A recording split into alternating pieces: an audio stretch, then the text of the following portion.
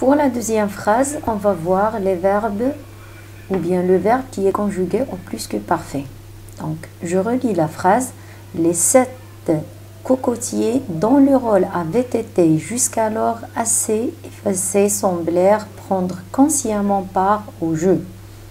Donc ici, le verbe en question, c'est le verbe être, avait été. Mais je dois signaler aussi que effacer, donc on a avait été effacé, c'est une phrase ici qui est à la voix passive.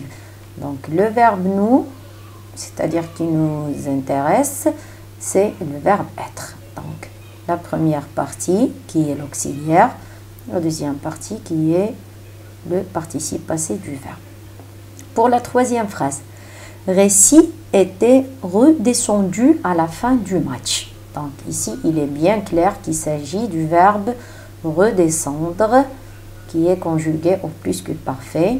Voilà la première partie qui est l'auxiliaire et la deuxième partie qui est le participe passé.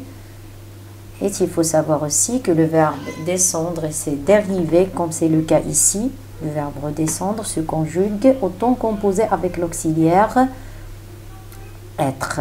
Donc pour la troisième phrase, plutôt je m'excuse, pour la troisième question, on a à quel temps sont-ils conjugués? Donc ces verbes-là sont conjugués au plus que parfait. Comment sont formés les temps composés? Donc, encore une fois, le plus que parfait, ou bien pour conjuguer un verbe au plus que parfait, donc il suffit de conjuguer l'auxiliaire être ou avoir un imparfait plus le participe passé du verbe en question, comme ici. Donc, était, c'est le verbe être à l'imparfait plus le participe passé. Passons à je retiens maintenant. Donc, le plus que parfait de l'indicatif est un temps composé du passé qui sert à exprimer une action antérieure par rapport à une autre action dans le passé. Donc, ce que vous devez savoir concernant le plus que parfait, d'abord, c'est un temps du passé. Et quand est-ce qu'on l'utilise? Eh bien, pour exprimer une action qui est antérieure à une autre, généralement conjuguée à l'imparfait ou bien au passé composé. Antérieur, c'est-à-dire avant, qui se passe avant. Donc, prenons à titre d'exemple, alors que le ballon retombait du cocotier, l'arbitre avait déjà sifflé la fin du match. Donc, dans cette phrase, on a deux verbes conjugués.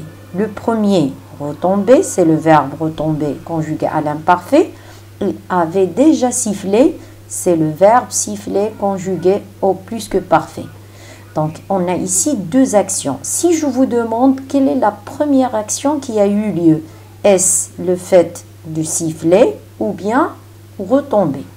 Donc, la question est, plutôt la réponse est évidente. C'est l'action de siffler qui a eu lieu la première. Donc, pour former le plus que parfait de l'indicatif, on conjugue l'auxiliaire être ou avoir à l'imparfait de l'indicatif devant le participe passé. Donc, j'en ai déjà parlé. Donc, récit, exemple, récit était redescendu, l'arbitre avait déjà sifflé. Donc, était redescendu, c'est le verbe redescendre au plus que parfait qui se conjugue avec l'auxiliaire être, et avait déjà sifflé, c'est le verbe siffler, se conjuguant ici, bien sûr, avec l'auxiliaire avoir. Tous les verbes transitifs se conjuguent avec l'auxiliaire avoir. Qu'est-ce qu'on veut dire par les verbes transitifs? Eh bien, tout simplement, ce sont tous les verbes qui admettent un complément d'objet direct. Comme par exemple, il avait marqué un but. Donc, on va dire ici, il avait marqué quoi? Il avait marqué un but. Donc, un but, c'est le complément d'objet direct. De ce fait, le verbe marquer, c'est un verbe transitif. Alors, pour le conjuguer au plus que parfait ou bien n'importe quel temps composé, on va employer l'auxiliaire avoir qu'on va conjuguer à l'imparfait. Les verbes pronominaux.